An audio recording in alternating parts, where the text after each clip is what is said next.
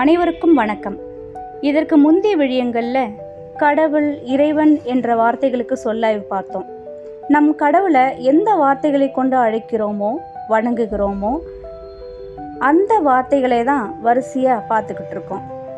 இன்று நாம் எடுத்துக்கொள்ளும் வார்த்தை பகவான். பகவான் எனும் வார்த்தை எங்கிருந்து, எந்த காலகட்டத்திலிருந்து வருகிறதுன்னு பார்ப்போம். பகவான் இந்த வார்த்தையை சொல்லாய்வு செஞ்சோன்னா அதோட மூலச்சொல் வகையான் என்பதாகும். வகையான், பகவான், பகவான் என்று மருவும். இப்ப இந்த மூலச்சொல்ல பார்க்கலாம். வகையான் பல வகையான நற்குணங்களை கொண்டவன் அப்படின்னு பொருள். நம் கடவுள்கள்ல பல வகையான பரிமாணங்களை கொண்டவர் நம்ம சிவன் தான். அதாவது 8 விதமான பரிமாணங்களை கொண்டவர் நம்ம சிவன் தான். அது என்னென்ன வகைகள் அப்படின்னு பார்த்தீங்கன்னா, ஆதிநாதன், ஆதியோகி, ஆதிகுரு, காலபைரவன், சிவன், யமன், ஆதிஞானி, நடராசன் போன்ற 8 பரிமாணங்களை கொண்டவர் நம்ம சிவன். இங்கு ஆதிநாதன், நா என்பது நாக்கு, நாதன் என்பது நாவை தன்னகத்தே கொண்டவன், பேச்சாளன் என்று பொருள். முதல் தமிழ் சங்கத்தை கண்டு தமிழின் ஆதி எழுத்துக்களான படையெழுத்துக்களை உருவாக்கி அதுவரை பேசாதிருந்த மக்களை பேச வைத்தவர் என்பதே ஆதிநாதன் என்பதன் பொருள். பேச்சியப்பன், பெரியாண்டவர், பெரியசாமி என்பதெல்லாம் சிவனை குறிக்கும் பெயர்களே. ஆதியோகி, சிவன் எப்போதும் யோக நிலையில் அமர்ந்திருப்பதாகவே பல படங்களில் பார்த்திருப்போம். முதலில் யோக நிலையில் அமர்ந்து தற்செயலாக குண்டலினி எழும்ப பெற்று முதலில் குண்டலினி யோக முறையை கண்டறிந்ததால் அவரே ஆதியோகி எனப்படுகிறார். ஆதிகுரு, சிவனையே தட்சிணாமூர்த்தி என்ற பெயரில் குரு பகவானாக வணங்குகிறோம்.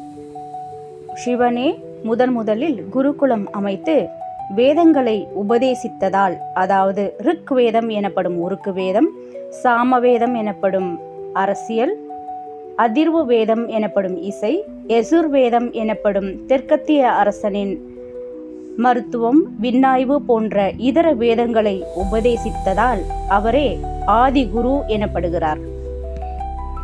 இங்கு உருக்கு வேதம், அதிர்வு வேதம் போன்றவற்றை ஒவ்வொரு கடவுளை பற்றி பார்க்கும்போது விரிவாக அலசலாம். காலபைரவன், இந்த சொல்ல இறைவன் யார் என்ற விடயத்திலேயே பார்த்திருப்போம். ஒரு சூரியோதயத்திலிருந்து இன்னொரு சூரியோதயம் வரை ஒரு நாள் என்றும், ஒரு பிறை நிலாவிலிருந்து இன்னொரு பிறை நிலா வரை ஒரு மாதம் என்றும் கணித்தவர் சிவன் தான். அதனாலதான் அவர் தலையில பிறை நிலா அமைய பெற்றிருக்கு.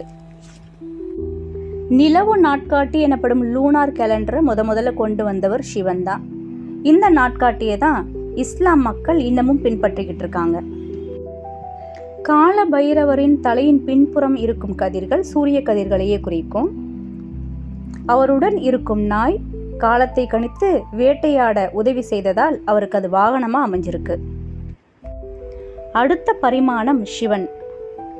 முதலில் இருமை தத்துவத்தை, அதாவது இன்பம் துன்பம், பிறப்பு இறப்பு, இரவு பகல், இப்படி எல்லாமே நம்ம வாழ்க்கையில 2 இருக்கும் அப்படின்னு முதல்ல சொன்னது சிவன் தான். அந்த இருமை தத்துவத்தை குறிக்கும் வடிவம் தான் சிவலிங்கம். அதாவது ஆண் தன்மையும் பெண் தன்மையும் இணைந்த வடிவம் தான் சிவலிங்கம். ஆதி மக்களுக்கு செல்வம் என்பது குழந்தை பேரு தான். அந்த குழந்தை பேரை கொடுக்கக்கூடிய கடவுளா வழிபட்ட உருவம் தான் சிவலிங்கம். இதில் சிவம் என்பது பெண் தன்மையையும், லிங்கம் என்பது ஆண் தன்மையையும் குறித்து சிவலிங்கம் என்ற பெயர் பெற்றது. இந்த சிவலிங்கத்தின் முதல் அசையை கொண்டு சிவன் என்று அழைக்கப்படுகிறார். சிவனே இருமை தத்துவத்தை சொன்னதால ஆக்கத்திற்கான கடவுளா சிவன் என்ற பெயரிலும், அழிவிற்கான கடவுளா யமன் என்ற பெயரிலும் அழைக்கப்படுகிறார். யா என்றால் தெற்கு, யாமன் என்பதே யமன் என்று ஆகிறது. யமன் என்பதன் பொருள் தெற்கத்தியவன் என்பதே.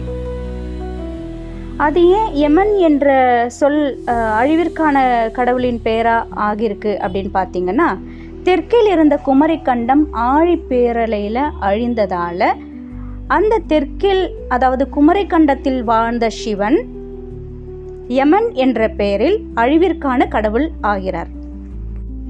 அடுத்த பரிமாணம் நடராசன். பிக் பேங் தியரியை முதல்ல விளக்கியதால், அதாவது இந்த அண்டம் பெருவெடிப்பால் ஆனது, இந்த அண்டம் இடைவிடாது இயங்கிக் கொண்டிருக்கிறது என்பதை உணர்த்தும் வடிவம் நடராச வடிவம்.